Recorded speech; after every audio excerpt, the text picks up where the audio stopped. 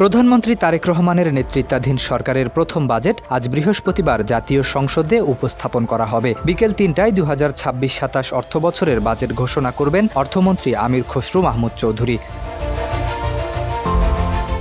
বাংলাদেশে স্বাধীনতার পর থেকে প্রায় সব জাতীয় বাজেটই বৃহস্পতিবার উপস্থাপিত হয়েছে। ব্যতিক্রম ছিল শুধু ২০২৫-২৬ অর্থবছরের বাজেট, যা সংসদে তোলা হয়েছিল সোমবার। ফলে অনেকেই জানতে চান বাজেট ঘোষণার জন্য বৃহস্পতিবারকেই কেন বেশি গুরুত্ব দেওয়া হয়।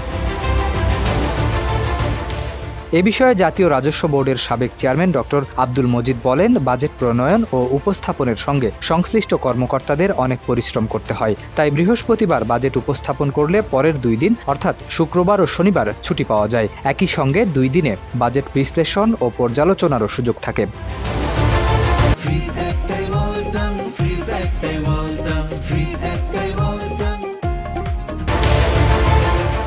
ডক্টর আব্দুল মজিদ আরও বলেন, এর পেছনে আরও কিছু কারণ থাকতে পারে। বৃহস্পতিবার বাজেট ঘোষণার পর যেহেতু পরের 2 দিন সরকারি ছুটি থাকে, তাই এই সময় কেউ সহজে আইনি কোনো পদক্ষেপ নিতে পারে না। একই সঙ্গে কেউ চাইলে আগেভাগে পণ্য কিনে মজুত করা বা শুল্ক ফাঁকি দেওয়ার মতো কাজও করতে পারে না। ডক্টর আব্দুল মজিদ জানান, বাজেট উপস্থাপনের পরের সপ্তাহে সম্পূরক বাজেট পাশ করতে হয়। সংসদ সদস্যরা যাতে বাজেটের বিভিন্ন বিষয় ভালোভাবে পড়াশোনা ও বুঝতে পারেন, সেজন্যও কিছুটা সময় প্রয়োজন।